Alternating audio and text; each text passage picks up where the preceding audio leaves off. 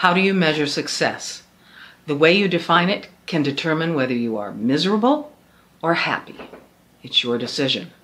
Success can be different for everyone, but it's a trap if you look to others and always compare yourself to them for your meaning of success.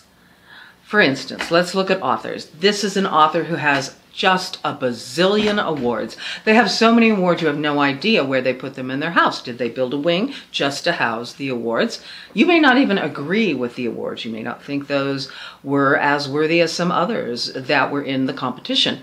But this writer has tons and tons of awards. And you can't help compare yourself and come up short. There's another author who's written possibly 50 books or more. You're never going to catch up with them. Maybe you started later. Maybe you just aren't going to write that fast. Maybe you are going to have a life in addition to writing books. Still, it can sting when you see the level of productivity that they have, but is it a question of quality or quantity? And still another writer is a hot bestseller, and they are on all of the evening late night talk shows. They look great, and it seems like such a glamorous world. How can you possibly top that? These are popular ideas of success, but really success lies within you. The idea of success is a mischief maker. Some people have an easier time of it. There's no two ways about it. They're in the right place at the right time. They went to the right schools. They know the right people. They have written something that catches the zeitgeist of the moment. These things are unpredictable. I don't necessarily want to be the late author who finally lits up in success. I mean, that would be hard to take because you don't come back from the dead to watch other people read your book. For some people, though, waking up in the morning and facing a blank page and without giving up is a kind of success. And we have to honor that. We have to recognize that success comes in many different ways, shapes, and forms. When life comes at you with a hammer flying, defying it and keeping your work up despite that hammer is another success. The bottom line is that you have to decide what success means to you. We all have to. It may be finishing a draft of your first short story, your first book. We all have to do this. It may be submitting that draft. Yes. Submitting your work to an agent, a publisher, or a competition. Yes, those are all small successes. Good luck. Each act reflects dozens of similar other successes. Every day is made up of a dozen of successes, small successes, maybe small tragedies.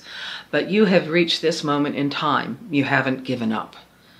You may never feel successful enough. I don't feel successful enough. I received a message today from a reader who said she knew me before I was rich and famous.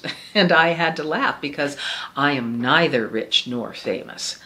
I think it is lovely that some people think I am. I once had a cousin who was very, very rich. And he thought I was bringing buckets of money back because I was writing books. And he offered to invest all of my money for me. That was another laugh. I enjoyed that a lot. But really, it is nice that people think you are successful. And maybe that's how we also measure ourselves. But I have a trick when I think about success. When I contemplate the road ahead, and when I'm working in a book, and when life is throwing brickbats my way, I don't feel like I've done enough. I don't feel successful. I think, how can I finish? I'm not writing fast enough. I don't know if anybody is going to like what I write. However, when I stop and I look behind and I recognize what I have done, yes, I have had my moments. I have had some successes. I have written a dozen plays. I have written over a dozen mysteries, a thriller, a middle grade mystery, a children's picture book, and short stories. 2 of my books have been turned into films for Lifetime. It was a while ago, but if you want, you can probably find them online or purchase them from, Amazon. They are Killer Hair and Hostile Makeover. So if you feel like looking, go to it. But there is more for me to do. Right now I'm working on a book that I absolutely adore. It gets me up in the morning. It makes me laugh. Maybe I'm a lunatic. And maybe tomorrow, maybe getting out of bed will be the success that I need.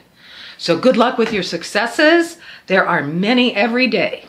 And I want you to see how many you can come up with before I see you next week. So do let me know how it goes. If you're watching this on YouTube, please give it a like and subscribe. And I will see you next week. Bye.